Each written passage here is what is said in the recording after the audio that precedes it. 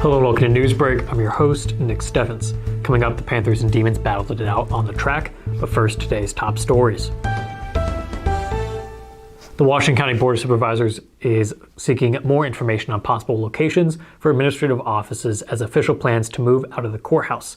At a regular meeting, the board directed a supervisor to meet with consultants and put together numbers for a renovation of the former Federation Bank building and a Plan B that would move lower traffic offices from the courthouse to Orchard Hill.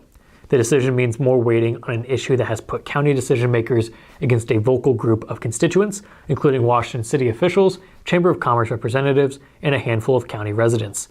The most oft-repeated reason for pause is a fear that county offices which moved out of the courthouse would take much of the Washington Square's business traffic with them. A middle ground option was starting to materialize, which would keep core administrative offices at the courthouse, but relocate others out toward Orchard Hill in an effort to free up space in the historical building. The board has not yet made any decisions, with members still seeking information to make an informed financial decision for the county. All God's Creatures, a nonprofit organization in Henry County, is getting closer to opening its animal shelter as it welcomes a new executive director. Emily Davis has been appointed to the essential role after an extensive search and interview process.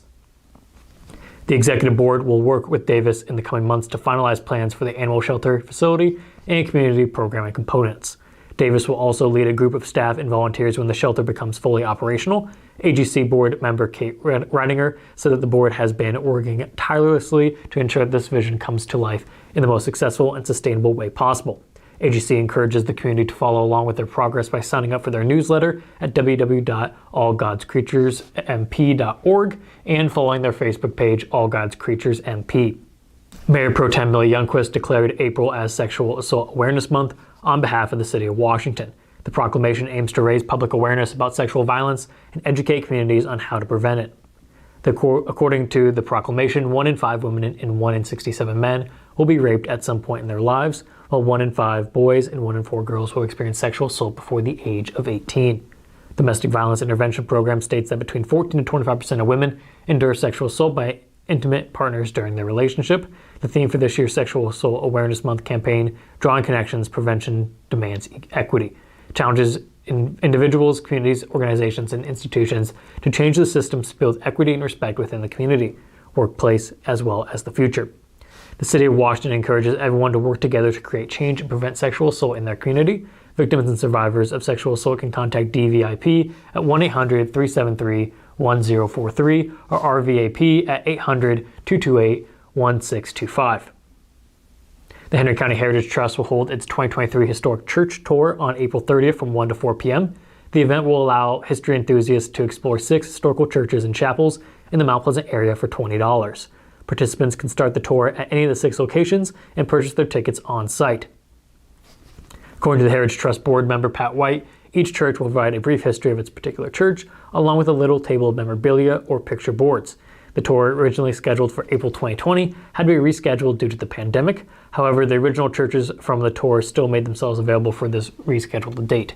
The 6 churches on the tour include Prairie Gem Church, Center M.E. Chapel, St. Michael's Episcopal Church, Congregational Church, Second Baptist Church, and Jesus S. El Camino, AIC, formerly Church of the Nazarene. The Wellman Schofield Public Library is getting ready to expand and temporarily move to a new location as construction begins. After raising $100,000 in funds, the library will receive full funding of $632,860 from the Washington County Riverboat Foundation. The expansion will double the library space, increase collection shelving, provide handicap accessibility, add a programming room and a study room, increase bathrooms, and add storage. During the move, the library requests that patrons check out about 20 books to lighten the load, and they may also volunteer to help with the move. The library will reopen on May 9th with normal business hours and access to most of its collections. The only items that will be placed in storage are puzzles, reference section, some biographies, and adult books on CDs. Children's computers will not be available during the temporary move, but 2 laptops will be provided for limited patron use. The summer reading program will still be offered, with locations shifting to North Park or the Parkside Activity Center. We're going to take a quick break, and when we come back, we'll take a look at the weather and sports.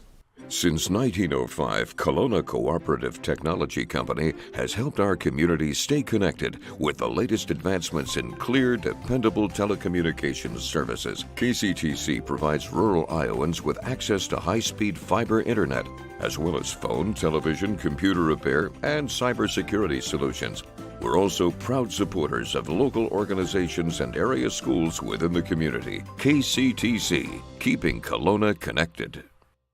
At the Capper Auto Group, we put our customers' needs first and understand that everyone is as different as the vehicle they select. We offer new Ford, Chevrolet, Buick, GMC, Jeep, Chrysler, Dodge, and Ram vehicles in a friendly environment that puts you in the driver's seat. When it comes to service, we maintain factory-trained technicians and competitive pricing. The Capper Auto Group still believes that service after the sale provides the best customer experience. Come see the Capper experience for yourself. Hospice isn't a place, it's a type of care that focuses on living. Servicing a 7-county area, the Hospice of Washington County staff of nurses, social work, hospice aides, spiritual and grief support, volunteers, music and massage therapists are able to provide free end-of-life care where the patient lives. We write wills, give consent for organ donation, but rarely is there a plan for what we would want the final phase of our lives. At Hospice of Washington County, we encourage our patients to be in charge of their healthcare decisions while maintaining quality of life. Tammy takes the time and has the personal interest in each one of us. I don't worry about what's going to happen because I know my policy is taken care of. She pulls what I need and puts it together, which is the program I get from her. Every year she calls around September or so and says, there's changes again, and I'm going to do the best thing for you. It's been perfect. She does a great job. Welcome back to Newsbreak. I'm your host, Nick Steffens. Here are your 5-day forecast coming up. First, obituaries. Courtney Heather Schaefer Haynes of Fairfield passed away on April 19th at the age of 30. His celebration of life will be held at 1 p.m. May 20th at Jefferson County Park.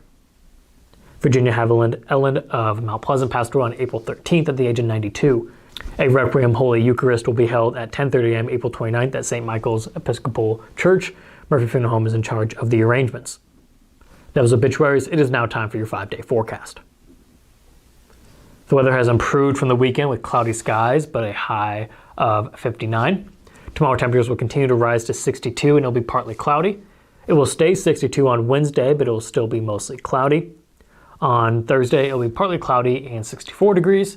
And finally, there's a 53% chance of showers on Friday with a high of 63. We're going to take another quick break, and when we come back, we'll take a look at sports. Federation Bank is a locally owned bank providing award-winning customer service. We believe that we are more than just a federation of banks, but a federation of communities, serving Brighton, Richland, Wellman, and Washington, Iowa. Federation Bank's highly skilled staff is here to make sure you are able to accomplish your personal and professional goals, whatever they may be. Federation Bank, your family bank.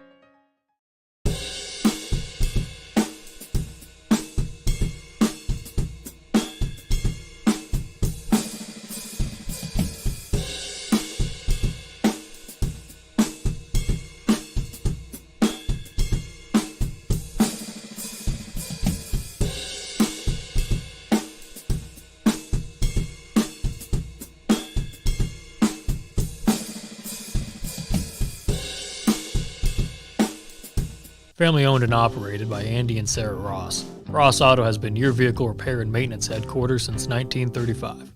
We specialize in all makes of cars and light-duty trucks. With our variety of available services, let us help you keep rolling and your vehicle operating efficiently. Services include general auto repair, alignments, brakes, fuel injection, and more. Schedule your appointment today at 319-653-5656. That's 319-653-5656. Welcome back to Newsbreak. I'm your host, Nick Steffens. It is now time for sports. And now, sports. Brought to you by Fairway. It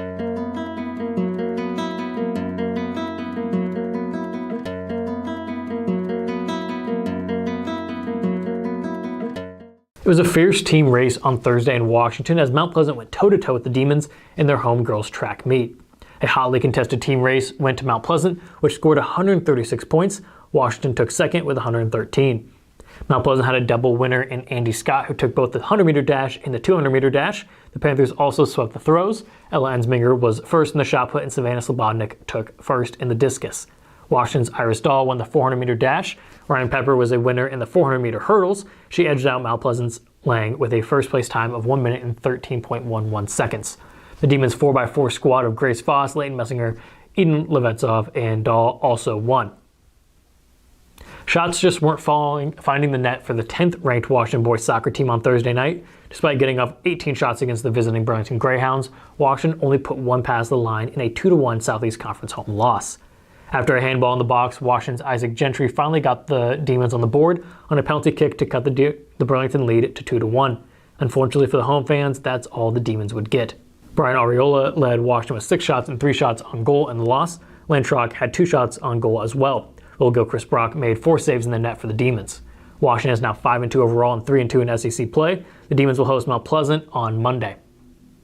Speaking of Mount Pleasant, the Mount Pleasant boys soccer team showed off a bit of their youthful potential at the end of the week with a couple of games against Lee County foes.